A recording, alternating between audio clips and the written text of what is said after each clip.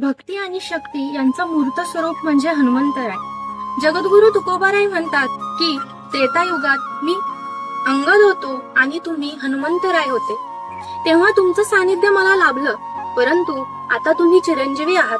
भक्ती कशी करावी, भक्तीची वाट कशी धरावी हे तुम्ही आम्हाला सांगा. शरण शरण हनुमंता, तुझा आलो रामदूता, काय भक्तीच्या त्या वाटा, मज दावा व्यासुबटा. हनुमंतराय म्हणजे साक्षात शक्ती, हनुमंतराय म्हणजे साक्षात भक्ती.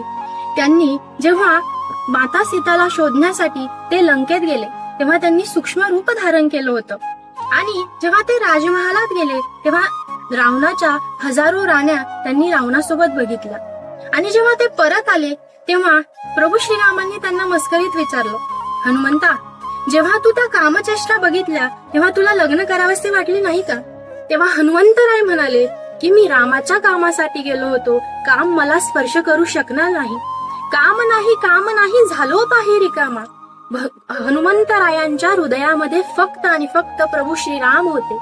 जेव्हा बक्षीस समारंभ झाला तेव्हा माता सीतेने त्यांना रत्नांचा हार दिला, आणि तेव्हा त्यांनी तो रत्नाचा हार दाताने फोडला आणि त्यात बघू लागले. तेव्हा माता सीतेस राग आला आणि त्या म्हणाल्या, हे तुम्ही काय करता? तेव्हा ते म्हणाले, ज्या मोत्यामध्ये माझे श्रीराम प्रभू नाही ते मोती मला नको. आम्हा भक्तांना भक्तीशिवाय प्रभूशिवाय काहीही नको असतो. म्हणून हनुमंतराय हे साक्षात शक्ती आहे. हनुमंतरायाच्या नावाने काय होतं तर अपवित्र शक्ती आपल्याजवळ येऊ शकत नाही, कोणती पीडा कोणताच रोग आपल्याला होऊ शकत नाही. म्हणून तर आपण हनुमान चालिसामध्ये म्हणतो, भूत पिसाच निकट नाही आवे, महावीर जप नाम सुनावे, नासे रोग हरे सब पीरा, जपत निरंतर हनुमत वीरा. हनुमंतरायांच्या हनुमान चालिसेमुळे आपल्याला अष्टसिद्धी सुद्धा प्राप्त होऊ शकतात.